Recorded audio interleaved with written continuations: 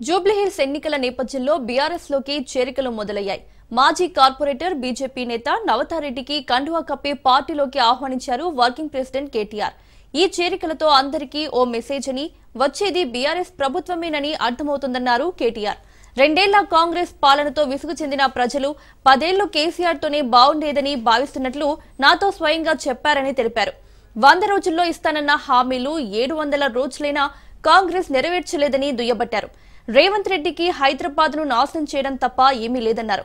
జూబ్లీహిల్స్ ఎన్నికల్లో కాంగ్రెస్ కు బుద్ధి చెప్పి కారు గుర్తుకు ఓటేసి భారీ మెజారిటీతో గెలిపించాలని కోరారు కేటీఆర్.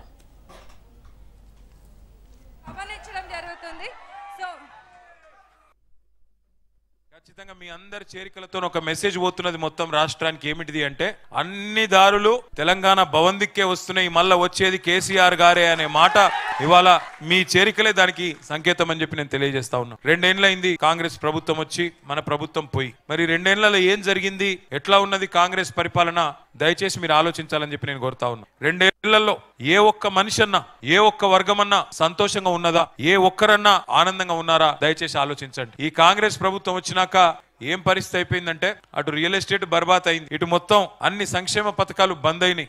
ఏ ఒక్కటి కూడా చెప్పుకుందామంటే కొత్త కార్యక్రమం అంటూ ఏదీ లేదు. ఉన్నాయే ఊడిపోయిన పరిస్థితి ఇలా కాంగ్రెస్ ప్రభుత్వంలో కనబడతా ఉన్నది. ప్రజల్లో ఏ వర్గం ప్రజలైనా, ఏ కులం ప్రజలైనా, ఏ మతం ప్రజలైనా అందరు కూడా ఒకటే చెప్తా ఉన్నారు, 10 ఏళ్లు కేసీఆర్ ఉన్నప్పుడే బాగుండే, అందుకే మళ్ళీ కేసీఆర్ గారిని తెచ్చుకోవాలి అనే ఆలోచన చేస్తా ఉన్నారు. తప్పకుండా మీ దీవెనలతో కేసీఆర్ గారు తిరిగి రాబోయే 500 రోజుల్లోనే తిరిగి ముఖ్యమంత్రిగా ఈ రాష్ట్రానికి తప్పకుండా వస్తారు. మీ దీవెనలతో, మీ ఆశీర్వాదంతో. అది ఎక్కువ దూరం లేదు. ఖచ్చితంగా మీ అందరి చేరికలతో ఒక మెసేజ్ పోతున్నది మొత్తం రాష్ట్రానికి. ఏమిటిది అంటే, అన్ని దారులు